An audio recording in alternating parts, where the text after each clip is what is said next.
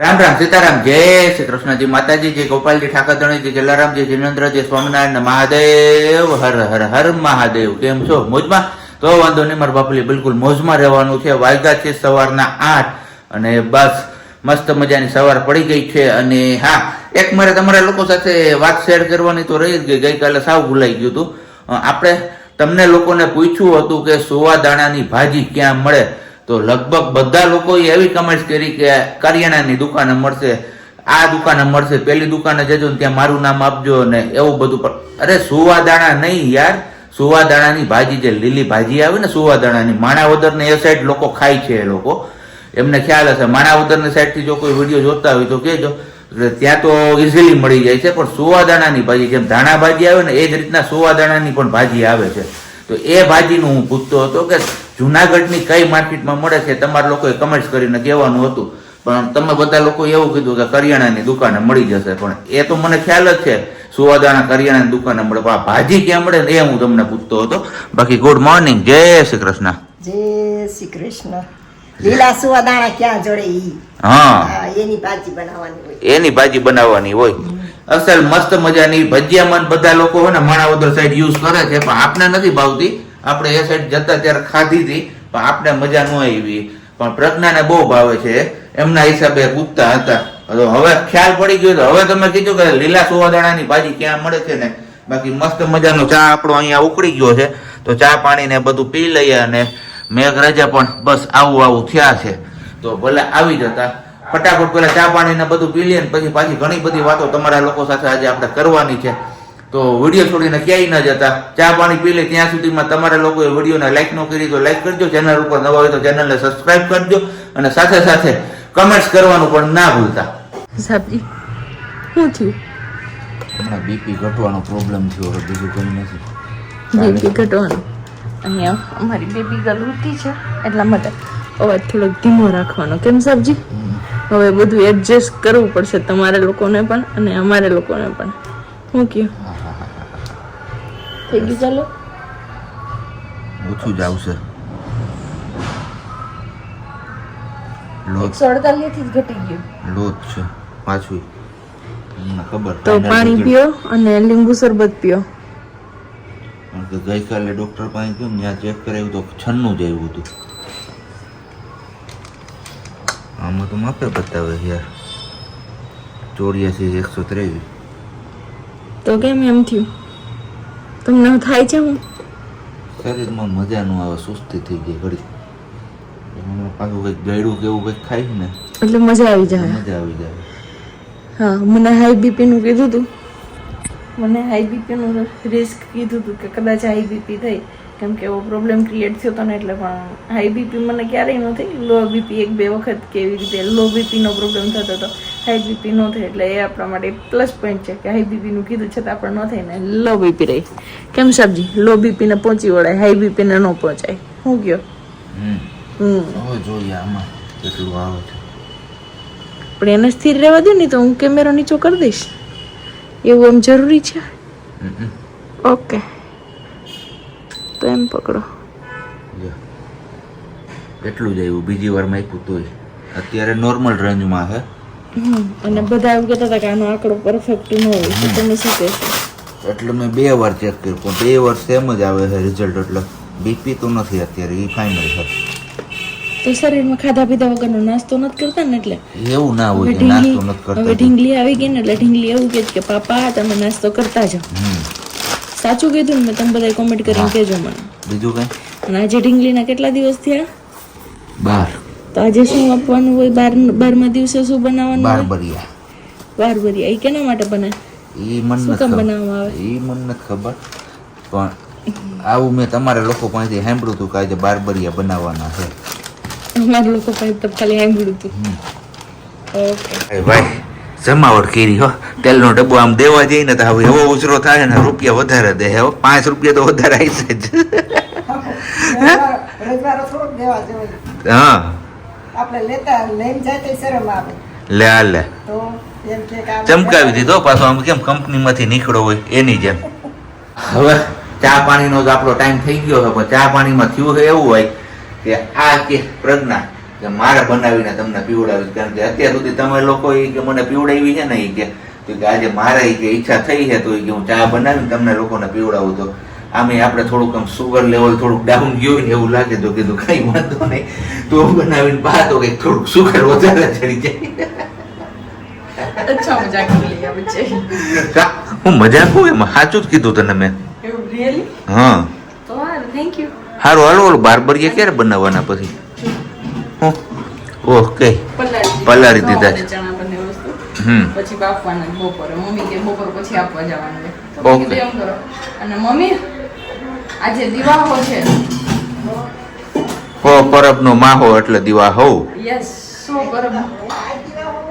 કાલ શ્રાવણ મહિનો ચાલુ થઈ જાય દિવાહો વધુ હોય તઈ. હા આજ દિવાહો છે. આજ શું કરવાનું હોય? રાંધવાનું હોય ને હારું હારું. એ હારું હારું બનાવવાનું. લાપસી હોય, ભજીયા હોય, એવું દિવાહો રહેવાનો હોય ને. આવતા વર્ષેથી રહી. આ વર્ષેથી કઈ રહેવા હે નહીં. આવતા વર્ષથી દિવાહો રહે છે, ખાઈતમ રહે છે. હાતમે રહેવાનું થાય. આવતા વર્ષેથી હાતમે રહીશ. બાકી તો આપણે હાતમ પાડીએ છીએ. હમણાં 2 દિવસ ટાઢું ખાવાનું આવશે. શું થાય સબ્જીનું? હોટલ જિંદાબાદ.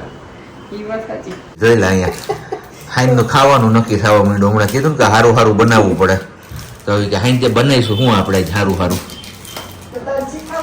અને કેટલા ટાઈમ પછી આ ટેબલ ઉપર બેઠી તું? કેટલા મહિના પછી? ટાઈમ નહીં. હા તે મહિના પછી જ ને એમ. કેટલા એ છે? 4 મહિના સુધી તો બેઠી હતી. 4 મહિનાના એન્ડમાં, ચોથા મહિનાના એન્ડમાંથી રેસ્ટ આવ્યો હતો. તે પછીથી ટેબલે ખાધું. ચોથા મહિનાનું છેલ્લું અઠવાડિયું હતું. એવું છે. 5, 6, 7, 8, 9 ને બસ 9, 5 મહિના પછી. 11:30 નો ટાઈમ થયો ને બસ બપોરના ભોજન પાણી તૈયાર થઈ છે અહીંયા. આમ તો જો કે આની અંદર ભાત છે, આ દાળ અને બસ હવે બટાટાનું શાક વઘારવાની વાર છે. કેમ શાક થઈ ગયું. શાકે થઈ ગયું તો આમાં શું વઘારવું? હા હવે દાળ. દાળ. ઓકે દાળ વઘારવા તેલ લીધું છે. તો બસ આવું આજે આપણું બપોરનું ભોજન છે. આ મેનુ આપણે ફિક્સ હોય જ છે. તો તમારા લોકોએ આજે શું કરવાનું છે ખબર છે?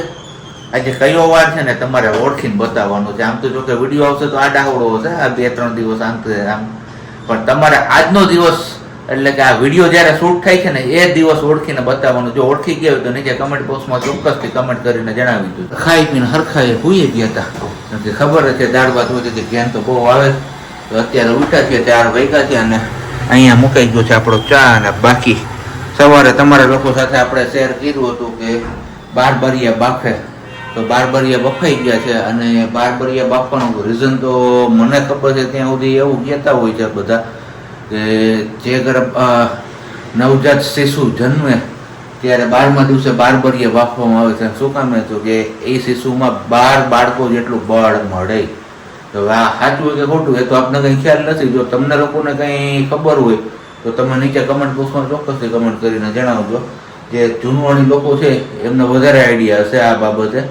અત્યારે તો આગળથી આમ હાઈલું આવે તો આપણે એ પરંપરા નિભાવવી જોઈએ. એટલે આપણે એ રીતના પરંપરા પણ નિભાવીએ ને આજે બારબરિયા પણ બાફી લીધા અને બસ હવે આપણે બધાને વેચવા જવાના હોય છે, એવું હોય છે. આ દીકરી ઓલા રૂમમાં હે ને ત્યાં સુધી મેં કીધું હાલો આ બેડની નીચે આપણે કેટલોય ખજાનો થાક્યો હતો.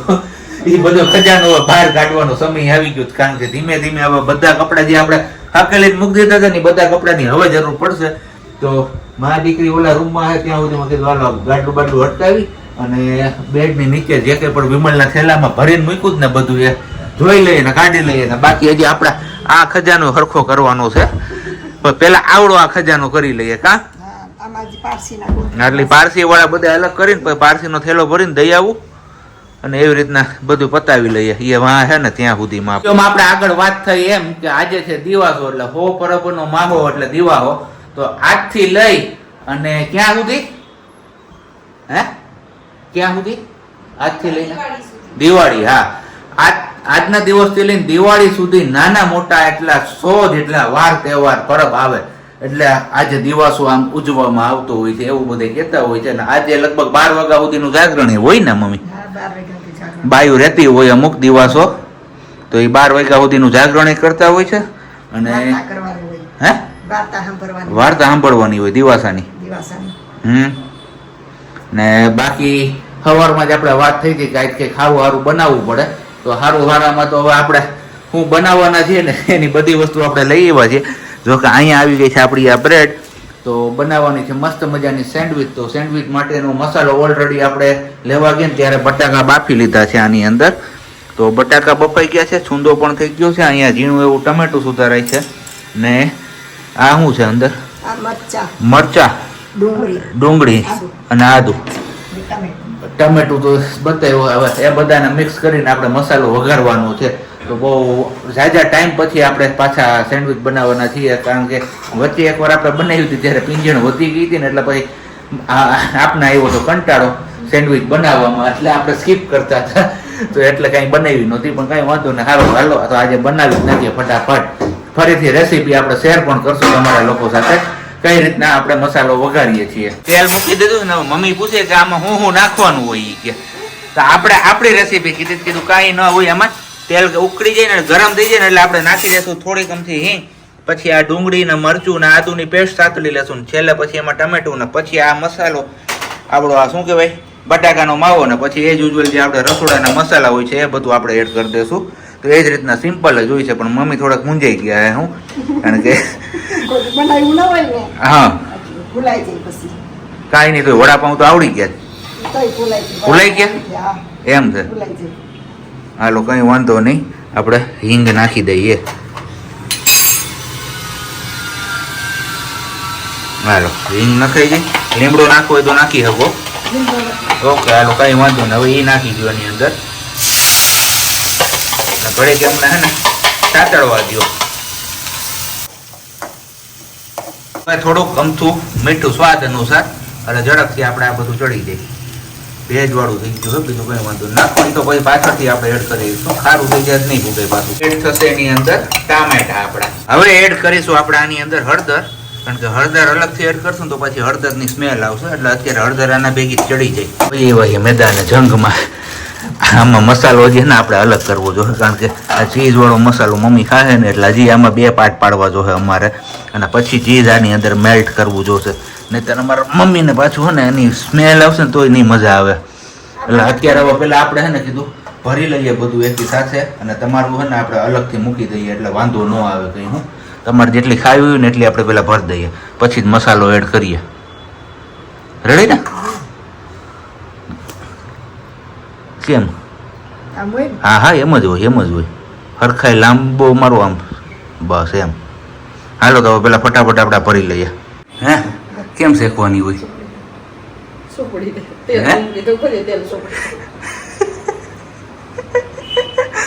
અહીંયા લાલ ને લીલી બે લાઈટ થઈ છે, આમાં ખબર નથી પડતી કઈ શેકાય કઈ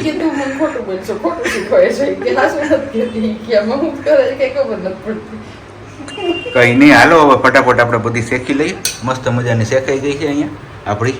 ચાપ બંધ કરી તો જ લઉં કે બાકી લઉં નહીં હું કે કાંઈ નો આવે શોર્ટ. એમ હમણાં કેટલા 8, 8:30, 9 એટલા વાગ્યા સુધી જમવામાં વેઇટ કરવી પડતી હોય છે, પણ આજે આપણે ફાઇનલી વહેલા ફ્રી થઈ ગયા છીએ, અને હજી વાગ્યા છે 7 જ. ને અહીંયા અમારા મમ્મીએ કઈક ખેલા કર્યા લાગે. શું કર્યું એને? વેલી શેકી લીધીશ ને બધાને પહેલા તમારી હવાઈ ગઈ હોય તે ભરાઈ ગઈ હોય, એટલે હવે બીજા કટકથી હરખી કટ ન થાય, કડક હોય તો હરખી કટ થાય એમ.